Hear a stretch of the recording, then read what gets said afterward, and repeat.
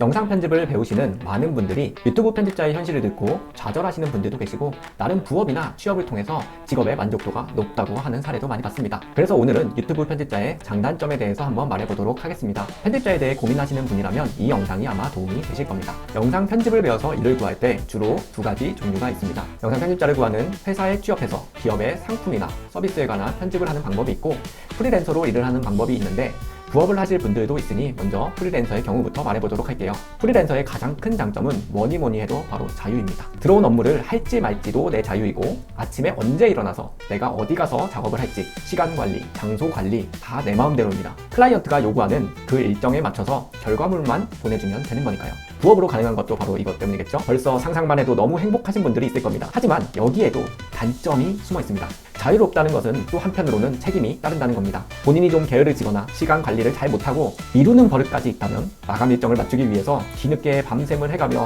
허덕이며 영상을 만들고 퀄리티 또한 떨어질 확률이 높기 때문에 더 많은 수정과 스트레스를 받을 수 있습니다. 두 번째는 일한 만큼 벌 수 있다입니다. 일반 회사를 생각하면 성과에 따른 보너스가 있을 수는 있어도 대체로 정해진 범위 안에서 월급을 받아가게 되어 있잖아요. 하지만 프리랜서는 일하는 만큼 전부 다 통장에 꽂히게 됩니다. 부업이든 전업이든 진짜 손이 휙휙 빠르고 센스가 있어서 일을 막 슥슥슥 쳐낸다면 건수가 늘어나니까 수입이 증가할 것이고요. 계속 실력을 키워서 편집 단가가 올라가게 되면 그것도 일하는 대로 수입이 올라가는 거죠. 여기에도 함정은 있습니다. 회사는 조금만 일해도 정해진 월급이 들어오죠. 하지만 프리랜서가 월급 누팡을 하며 조금만 일한다? 그러면 정말 조금만 돈을 벌게 되는 겁니다. 입을 벌리고 있으면 일을 떠먹여주는 게 아니잖아요. 프리랜서는 정말 끊임없이 노력해야 합니다. 가만히 의뢰가 들어오지 않으면 내가 찾아다니면서 포트폴리오도 올리고 문을 두드리면서 살아남아야만 합니다. 다음은 나이, 전공, 학벌이 상관없다입니다. 프리랜서도 물론 작업을 하면서 인맥이 쌓이고 경력도 쌓이고 하면서 편집 단가도 올라가는 것이지만 어쨌든 가장 중요한 거는 편집 실력입니다. 편집 외주를 맡기는데 나이와 전공, 학벌을 물어보지 않으니까요.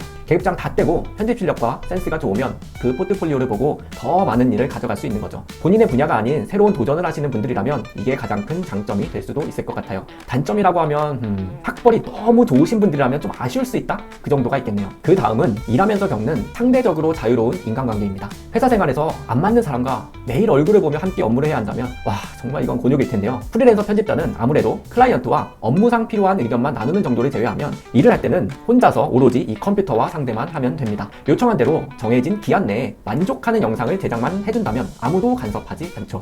단점이라면 위에서 자유에는 책임이 따르는 것처럼 다 혼자서 일해야 한다는 것은 업무상 어려움이나 아이디어의 고뇌 같은 것도 결국 스스로 혼자 돌파해야 한다는 것입니다. 회사처럼 물어보고 대화할 상사나 동료가 없죠. 이것의 연장선상으로 혼자 일하다 보니 대화를 하도 안 해서 언어 능력이 떨어지는 것 같다는 지인의 의견도 있기는 했습니다. 다음은 회사에서 영상 편집자를 뽑아서 회사 내에 영상 편집을 하는 경우에 대해서 이야기해 볼 건데요. 프리랜서와 달리 주로 회사의 서비스나 상품을 홍보하기 위한 영상을 편집하게 되는데 이것도 장단점이 있습니다. 먼저 프리랜서와 달리 안정적인 월급이 들어옵니다. 아직 포트폴리오가 탄탄하지 않을 때에는 프리랜서로 외주를 받아서 생계를 유지하는 건 정말 힘든 일인데요. 고정적인 수입이 있다는 건 정말 큰 장점이죠. 단점이라면 연봉이 그리 높지 않다는 겁니다. 정말 이게 맞나? 생각이 들 정도로 박봉일 수 있습니다. 신입의 경우 최저 연봉보다 조금 나은 수준입니다. 그리고 두 번째는 꾸준히 일감이 들어오기 때문에 편집 실력이 많이 늘 수 있습니다. 회사에서는 월급을 주니까 아주 뽕을 뽑으려 들 겁니다. 그러니까 꾸준히 영상을 계속 줍니다. 그것들을 계속 편집할 텐데 실력이 아직 일정 수준에 오르지 않은 편집자라면 정말 양으로 때려 박아서 실력이 급상승하는 것을 느낄 수 있을 겁니다. 어떻게 하면 더 빨리 끝내고 퇴근을 하느냐가 걸려 있으니 당연하겠죠?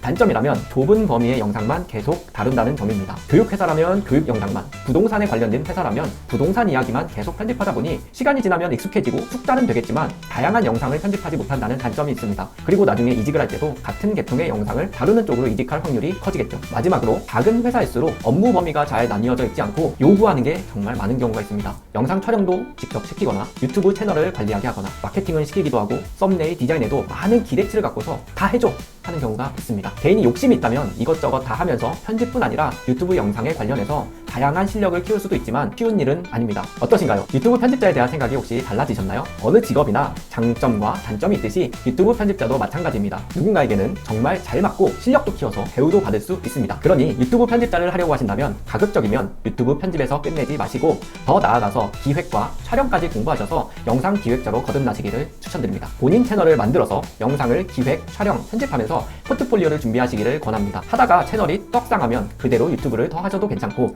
영상이 어떻게 만들어져야 조회수와 시청 지속 시간이 늘어나는지 유튜브 생태계에 대해서도 공부할 수 있으니까요. 유튜브 편집자는 단순히 맡겨진 영상만 해달라는 대로 전해주는 것으로 끝나지 않습니다. 어떻게 하면 이 채널 혹은 이 사람 또는 상품의 장점을 잘 보여줄지 고민해서 포장하는 마케팅의 영역이라는 것을 기억하시기 바랍니다. 오늘 말씀드린 정보는 제 개인의 경험과 주변 지인들의 이야기를 취합한 것으로 매우 주관적이고 일부 업체에 국한된 이야기일 수 있습니다. 너무 장점만 보고 무턱대고 뛰어들거나 혹은 단점만 보고서 쉽게 포기하지는 마시고 이런저런 장단점이 있구나 생각하면서 행복한 영상 편집 생활을 이어가셨으면 좋겠습니다. 구독과 좋아요 눌러주시면 앞으로도 도움이 되는 영상들로 찾아오도록 하겠습니다. 행복한 유튜브와 편집 생활을 응원합니다. 감사합니다.